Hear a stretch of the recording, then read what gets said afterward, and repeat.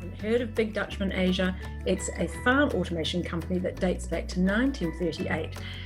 So welcome to Jan. Thanks for joining us today. Thank you. Good to see you. I think we should probably start with a little bit of history of Big Dutchman and where that name came from before we move on to who you are and your job in the region. Now, I understand it's a German-owned business at the moment, but it started in the United States. Would you like to fill in the blanks? Yeah, sure. Big Dutchman is originally, despite the name, an American company. It started off in 1938. By two sons of Dutch immigrants to the Michigan, USA, and they were the first ones who invented automation in the poultry industry for the feeding of chickens. And because of their Dutch heritage, they named their company Big Dutchman. So what is the conversation when you're together with the German and Malaysia Business Council? What are the conversations about the difference between what's happening in Germany or Europe versus Asia? Wow, quite often it's just to seek clarity on all the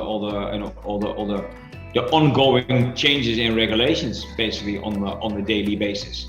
Yeah. Locking up, opening up again, and locking down again, and of course we give our opinion on the way we think we should move. Which is, it is of course also for the government. It's quite a difficult situation. I mean, if you have to deal with a lot in Malaysia, a lot of foreign labor, of which quite a high percentage is also illegal, who don't go to vaccination centers, and of course it's extremely difficult to keep it all under control. So the impact on the downstream of the value chain for you, though, is the challenge is getting suppliers to be able to produce your housing and feeding systems. Yeah, at the moment it's in this new lockdown period that started about 3-4 weeks ago. We went again in the lockdown, as I said. Things are not getting better. It's going away, but at the moment it's pretty bad. It's spreading quite rapidly, despite all the efforts that being done by vaccinating people.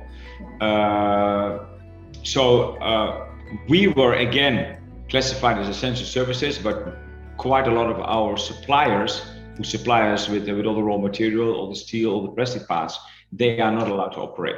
So at the moment we and also our customers are quite heavily impacted by this COVID situation right now. Yeah. How would you plan forward?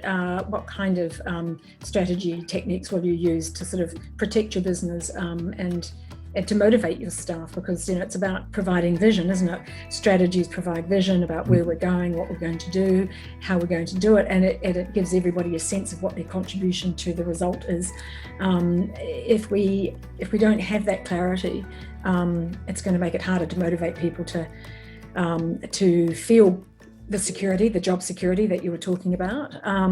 But also, people look for both intrinsic and extrinsic rewards, and of course the extrinsic rewards are the financial security you're talking about. The intrinsic is a sense of value that I'm contributing, I'm learning, I'm developing, I'm getting promoted, I'm getting recognition, those sort of less tangible things.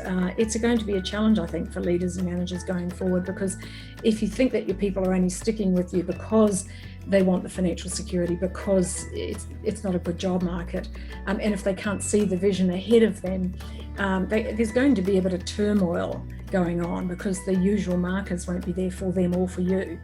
So do you have thoughts about how you might paint the picture and keep that? Well, as I said earlier, we're in that sense we're rather lucky to be in an industry that's still moving forward. Mm-hmm.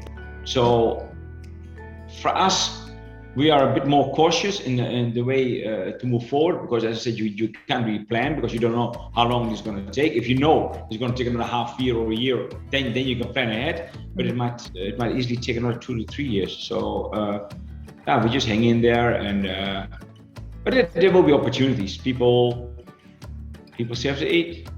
and chicken and eggs are still and pork is still probably chicken and eggs is still the cheapest source of protein, and they're on my weekly shopping list. And it's still the population is still growing. It's still by a couple of tens of millions every year in Asia. So yeah.